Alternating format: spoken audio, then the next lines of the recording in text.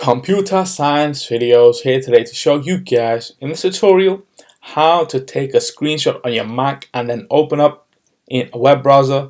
Without further ado, let us start the video. So in this tutorial, you need to have access to a Mac computer to be able to use a shortcut to take a screenshot on the Mac. So now let's start this tutorial. Let's focus on the desktop itself. To take a screenshot, Command Shift and 3.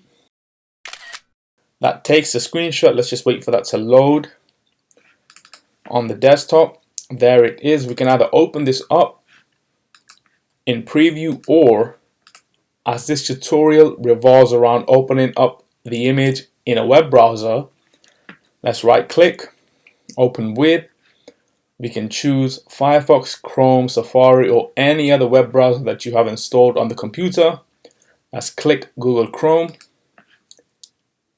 And there we go. The photo has now been saved and opened via Google Chrome. So we can now quit Google Chrome.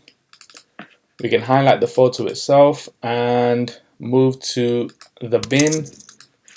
There we go. Right click, empty. And so that's for this video. I'll see you guys on the next tutorial. Thanks for now.